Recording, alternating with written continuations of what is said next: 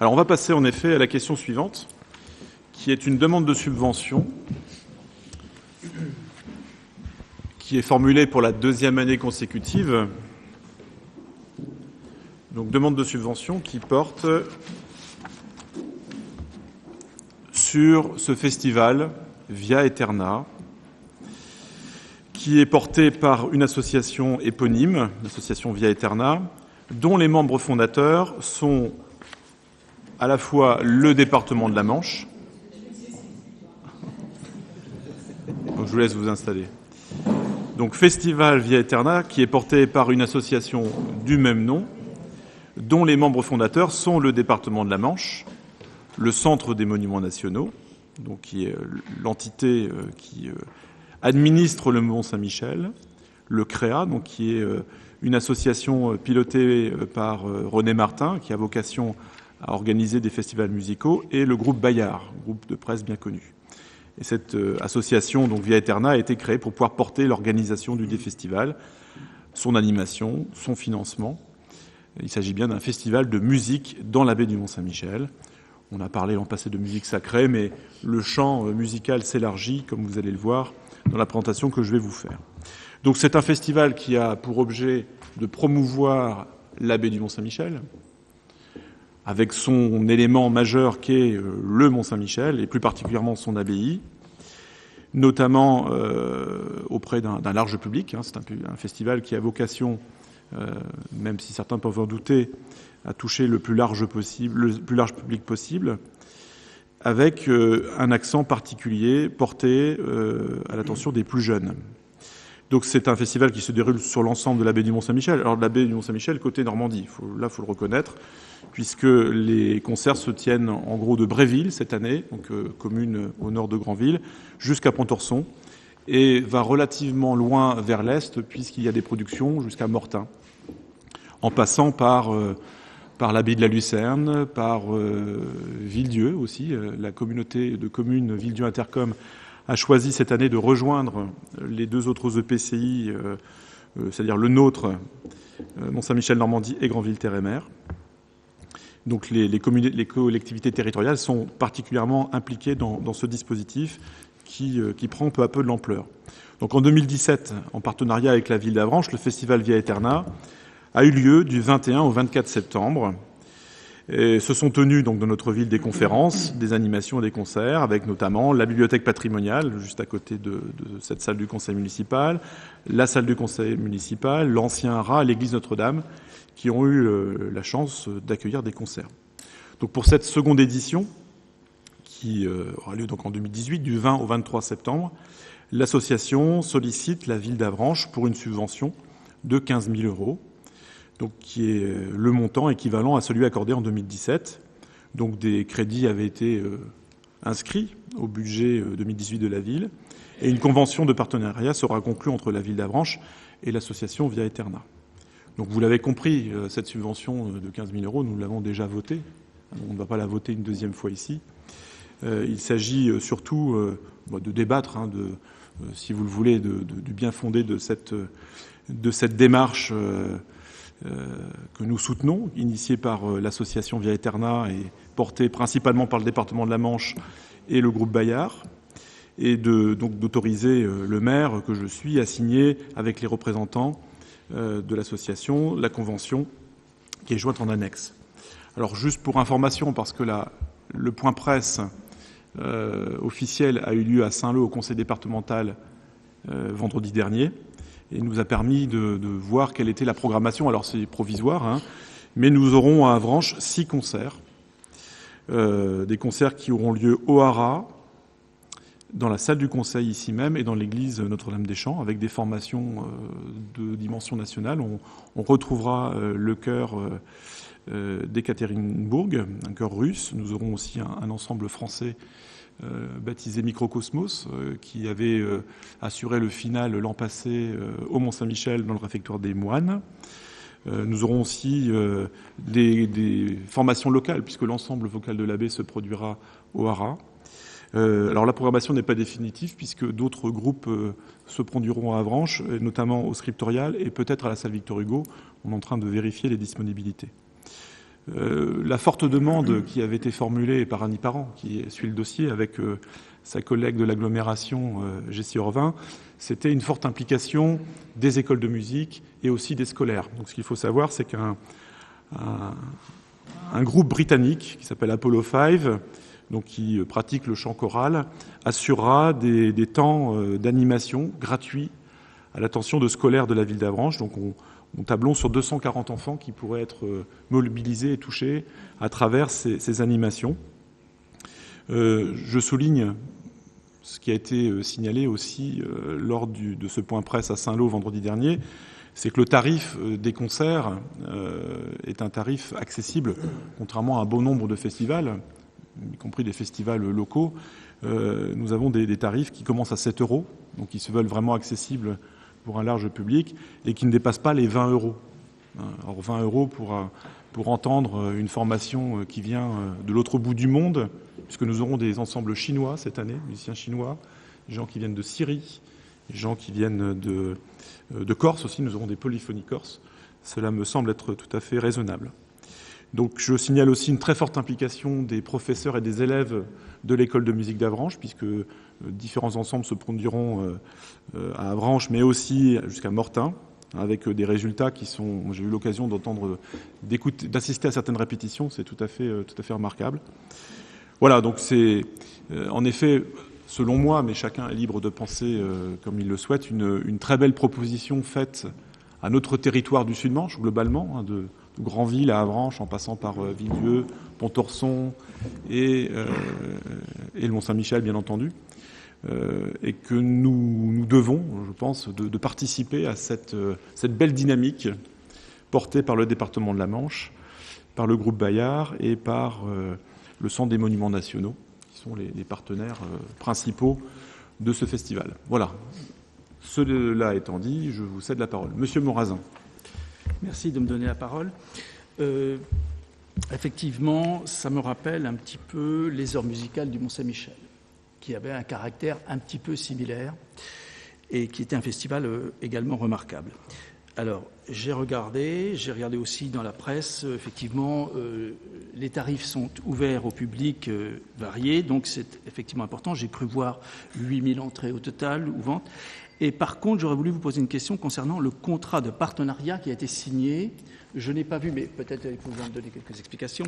Dans le cadre du contrat de partenariat, est-ce qu'il y a des obligations de la ville d'Avranches en cas de problèmes financiers, d'endettement ou de problèmes liés à des dépôts de bilan ou s'il y avait par malheur des difficultés? Alors, sur la question budgétaire, il faut savoir que le budget global de ce festival s'élève à environ 400 000 €.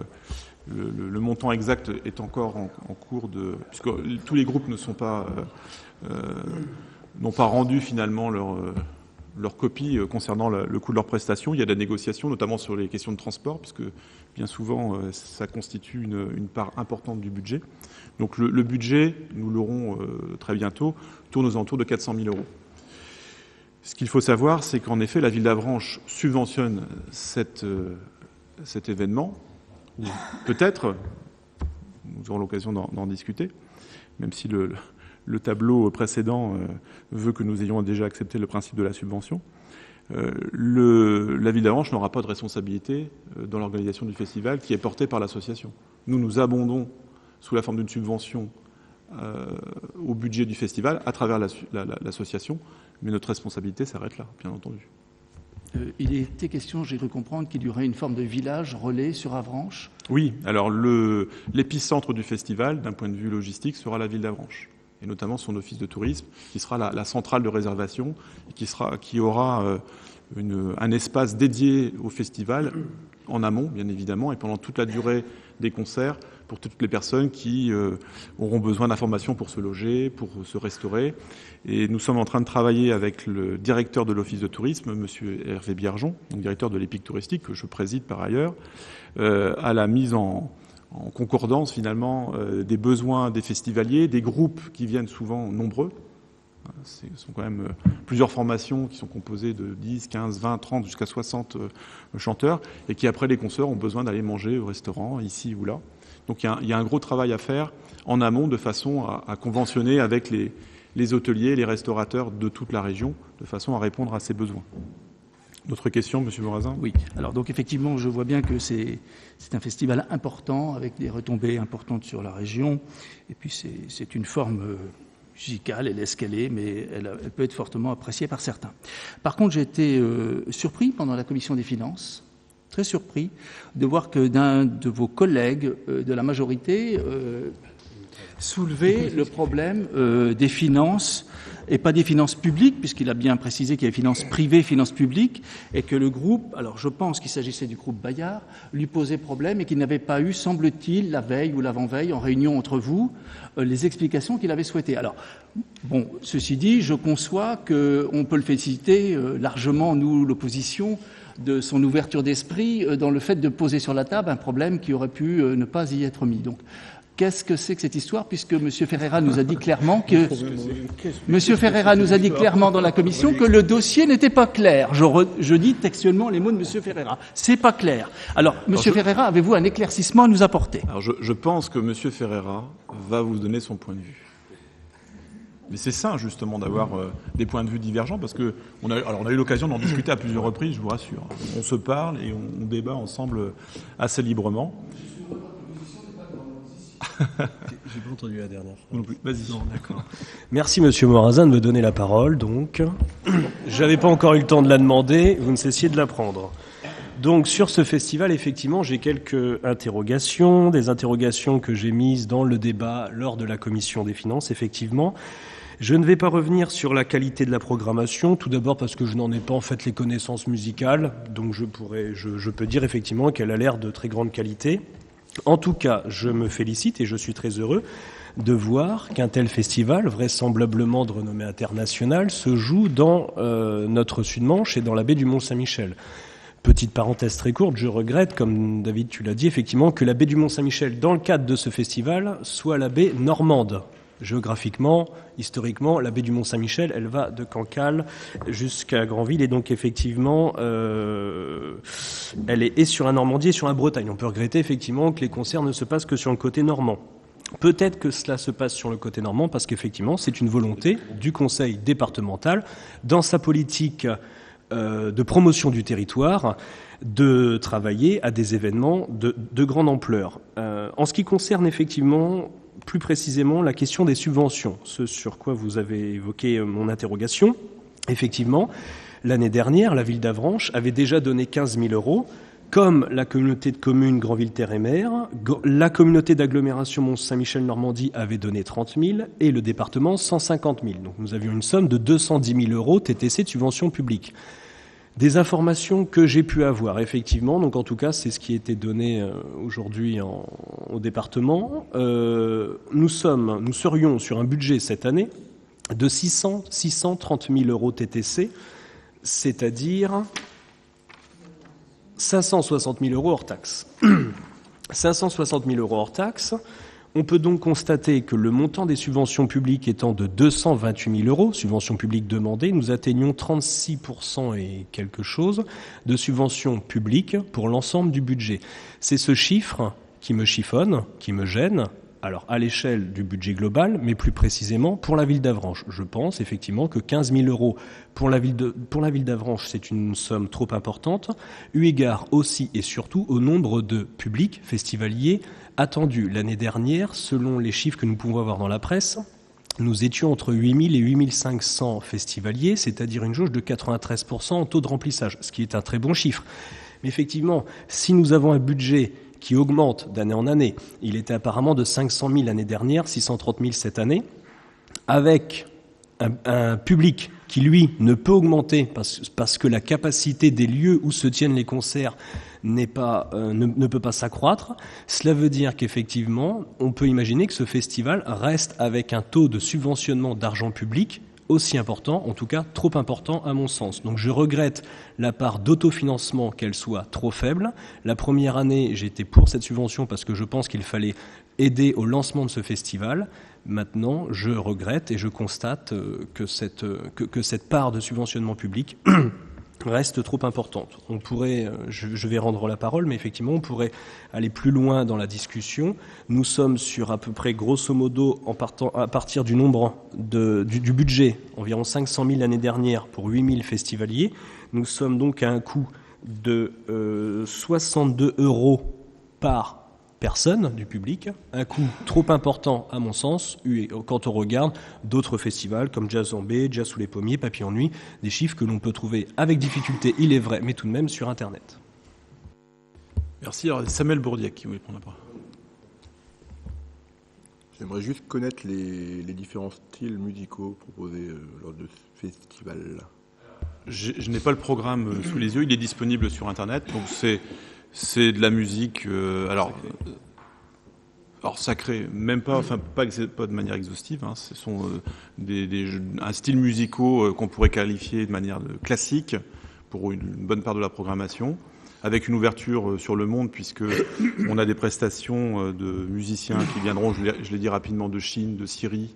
On va ouvrir au monde arabe aussi. Enfin, la volonté du programmateur de René Martin, c'est de viser la qualité et surtout l'éclectisme. Alors c'est vrai que certains pourraient reprocher le caractère religieux, sacré, occidental, chrétien, pourquoi pas, hein, de ce festival. Néanmoins, on a eu l'occasion d'en débattre à plusieurs reprises entre nous. Notre culture est éminemment musicale et éminemment chrétienne. Enfin, si on commence à bannir des répertoires qui sont enseignés dans les écoles de musique, tout ce qui est une connotation religieuse chrétienne, malheureusement, il ne va pas rester grand-chose. Il va falloir faire sortir Bach, Mozart et bien d'autres auteurs encore. Ça fait partie de notre culture. Et je pense que le Mont-Saint-Michel, il ne faut pas l'oublier, a une résonance extrêmement importante dans ce domaine-là. Mais encore une fois, je tiens à rassurer l'Assemblée municipale, la volonté du programmateur, donc de René Martin, est bien d'ouvrir ce festival à une vraie diversité musicale, culturelle, à la fois européenne, mais aussi extra-européenne. En tout cas, c'est une volonté politique forte aussi de l'ensemble des collectivités qui portent le festival. Roland, Caro.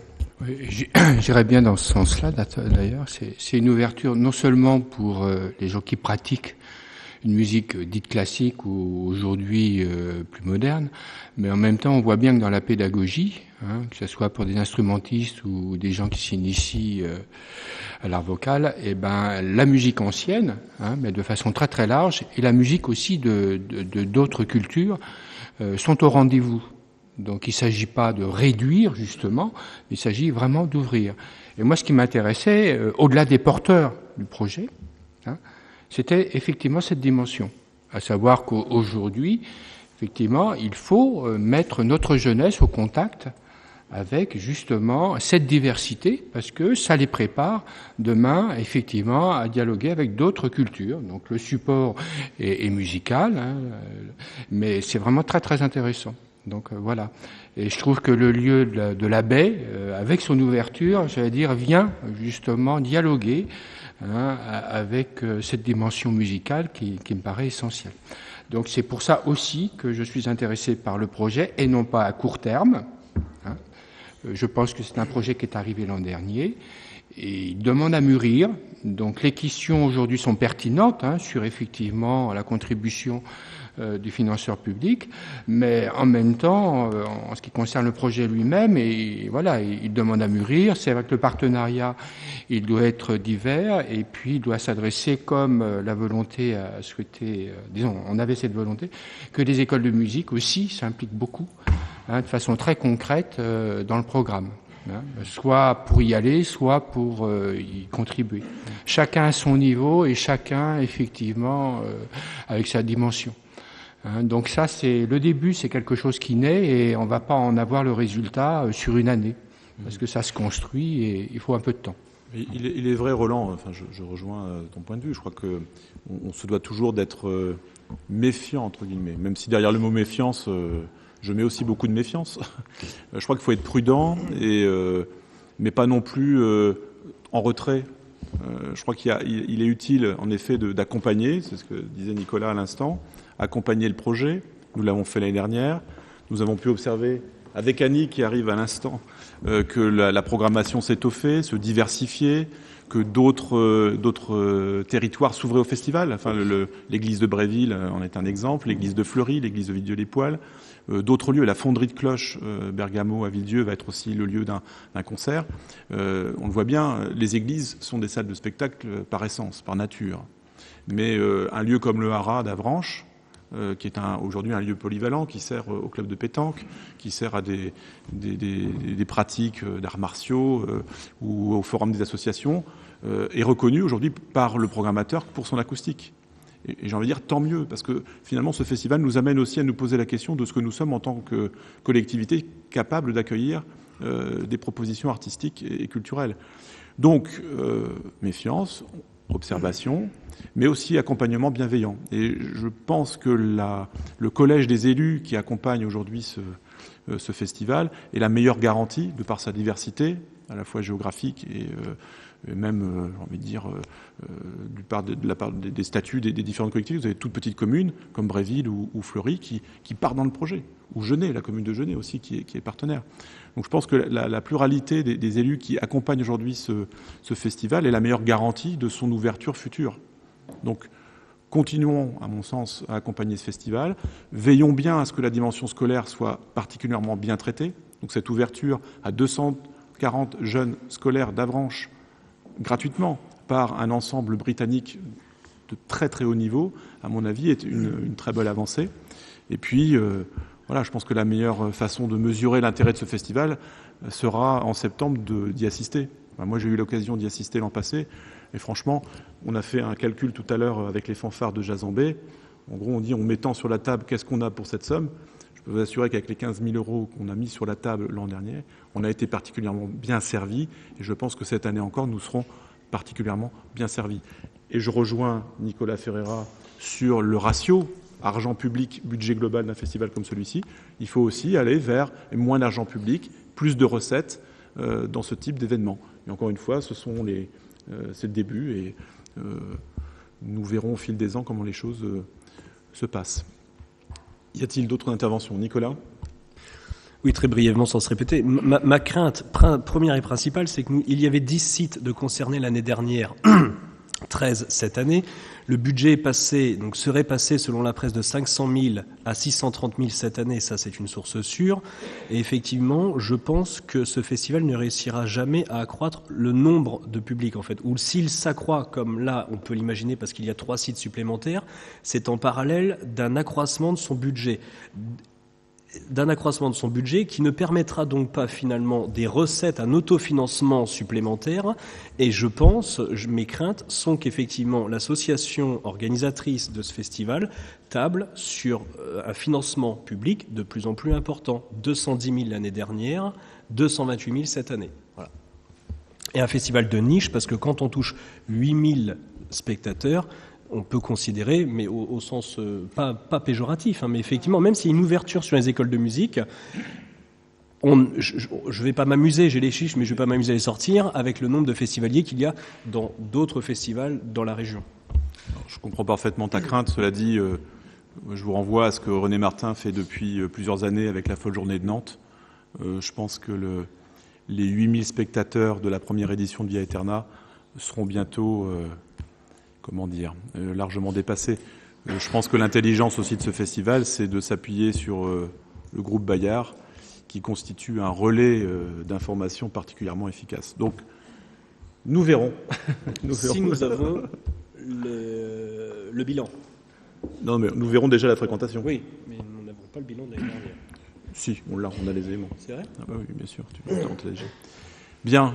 Y a-t-il d'autres interventions, Monsieur Morazin ? Oui, j'ai pas l'impression, Monsieur Ferreira, que vous avez justifié des explications claires concernant le financement privé, parce que vous avez remis fortement en question ce financement privé lors de la Commission des finances. Vous n'avez pas, semble-t-il, eu les informations que vous souhaitiez avoir concernant la transparence et le dossier qui n'était pas clair. Vous avez redit à plusieurs fois lors de la Commission des finances que vous remettiez en cause, finalement, la partie privée du financement. Et j'aurais voulu quand même que vous expliquiez ce que vous remettiez réellement en cause dans ce financement. Qu'est-ce qui vous pose Monsieur Morazin, pour gagner du temps, je vous propose de me dire ce que vous vouliez que je dise, parce que je ne vois pas. Effectivement, je m'interrogeais sur la part du subventionnement public. Pour la partie privée, effectivement, nous avons eu quelques chiffres. L'autofinancement, c'est-à-dire par la billetterie, et puis ensuite par du mécénat et donc du sponsoring privé. Je me posais la question sur cette partie du budget. Effectivement, j'ai pu avoir quelques éléments légèrement plus précis, ce qui me permet de dire ce soir que nous sommes sur un budget à 628 000 500 € très précisément, dont 228 000 de subventionnement public. Donc j'ai en partie une réponse à mes questions. Bien. Écoutez, si vous le voulez bien, je vous propose, à moins que d'autres interventions soient souhaitées, mais je ne vois pas de main se lever, donc je vous propose de délibérer, alors non pas sur le vote de la subvention, puisque nous l'avons réalisé, oui, mais c'est la modification que je vous propose, puisque nous avons déjà délibéré, et tu t'es abstenu d'ailleurs, Nicolas, lors du vote de la délibération précédente. Je vous propose cette fois-ci de délibérer uniquement sur la signature de la convention. Voilà, qu'il va nous falloir signer avec l'association Via Aeterna dans le cadre de notre partenariat avec le département, le CREA, le Centre des Monuments Nationaux et les autres collectivités de nos 3 EPCI qui composent le Sud-Manche. Bien, donc y a-t-il, pour la signature de cette convention, des votes contre ?